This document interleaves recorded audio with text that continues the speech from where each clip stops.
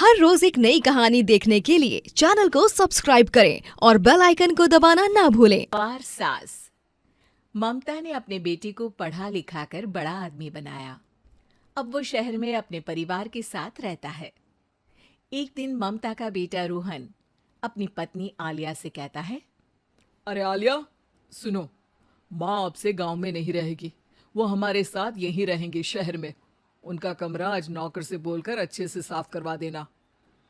ओह, आज तो मेरी किटी पार्टी है, फिर मुझे जिम और फिर शॉपिंग। ठीक है, कल करवा दूंगी। अच्छा, लेकिन माँ के सामने ये कपड़े नहीं चलेंगे। हाँ, तुम्हें साड़ी या सूट पहनना होगा। अरे बिल्कुल भी नहीं। मेरे मम्मी पापा ने इतना पैसा लगाकर शादी इसलिए नहीं की थी कि मैं अपनी मर्जी के कपड़े पहन ओढ़ भी ना सकूं।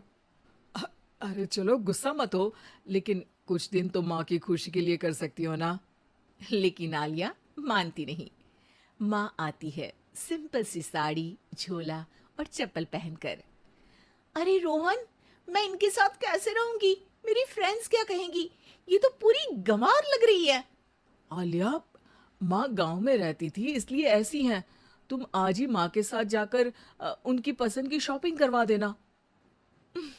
इनके साथ घर के अंदर रहना मुश्किल है, बाहर तो मैं कभी भी ना जाऊं। रोहन को आलिया पर गुस्सा आ जाता है। माँ, ओ माँ। हाँ बेटा। वो माँ को ले जाने के लिए उनका हाथ पकड़ता है कि अरे माँ, तेरे हाथ अभी तक इतने कड़े हैं, तूने इसका कोई इलाज नहीं किया? अरे बेटा, इसका कोई इलाज नहीं। वैसे भी मुझे कोई शर्म नहीं कि मेरे हाथ मुलायम नहीं है, क्योंकि इन्हीं हाथों से मेहनत कर मैंने तुझे बनाया है बेटा। अगले दिन माँ, मैं ऑफिस जा रहा हूँ। कुछ लाना हो तो आलिया को बोलकर फोन करवा देना। रोहन के जाने के बाद, आप ना आज कमरे में ही रहिएगा, घर में पार्टी है, मेरी सहेलियां आ रही हैं, मैं उन लोगों के सामने आपको नहीं ला सकती हूँ। ठीक है बहू, लेकिन तुम कहो तो मैं कुछ खाने को बना दूँ तुम लोगों की पार्टी के लिए। वो लोग सिर्फ कॉन्टिनेंटल या थाई फूड ही खाते हैं। कोई बात नहीं, कभी इंडियन खिलाने वाला कोई मिला नहीं होगा ना। मैं बनाकर कमरे में चली जाऊंगी। जैसे आपकी मर्जी। आलिया के घर उसकी दोस्त आती हैं, पार्टी होती है। अरे वाह आलिया, ये क्या है खाने में? बड़ा ही स्वादिष्ट है यार, इसकी रेसिपी मुझे चाहिए। हाँ, और ये दाल, ओ माय गॉड, मैंने तो किसी 5 स्टार में भी ऐसी दाल नहीं खाई है। यार तू कुक को यहाँ बुलाना। अब आलिया घबरा जाती है। हाँ हाँ हाँ, क्यों नहीं, माँ जी जरा बाहर आइए। आलिया की सास सिंपल सी साड़ी और गांव के अंदाज में आती है।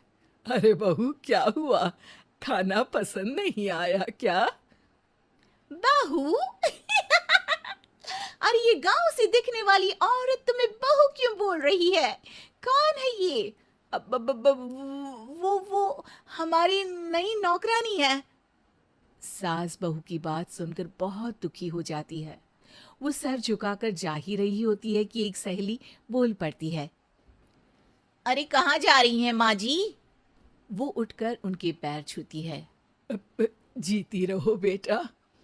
क्या है ना, आपकी शक्ल बिल्कुल मेरी माँ जैसी है। पता है आलिया, मैं शहर पढ़ने आई और फिर शहरी हो गई, लेकिन मेरे माँ पापा तो आज भी गांव में रहते हैं, बिल्कुल इनके जैसी ही हैं। आप यहाँ बैठिए ना आंटी, आप सच में बड़ी खूबसूरत है और आपके हाथ का खाना तो लाजवाब है। काश ये मेरी सास होती। सभी सहेलियां सास को घेर कर बैठ जाती हैं और उनसे खाने की रेसिपी पूछ रही होती है कि तभी घर की बेल बजती है और रोहन आता है। अरे क्या बात है, आज आप लोग हमारे घर में? और ये लोग तो मुझे आलिया से ज्यादा माँ की सहेलियां लग रही हैं। क्या ये आपकी माँ है? लेकिन आलिया ने तो कहा कि ये उनकी नौकरानी है और इन्होंने भी नहीं बताया। वो नहीं बताएंगी, क्योंकि उनके लिए बच्चों की इज्जत और उनकी खुशी सबसे पहले है। मुझे माफ कर दो। मुझे इन्हें तुम लोगों से मिलवाने में शर्म आ रही थी कि तुम लोग क्या कहती।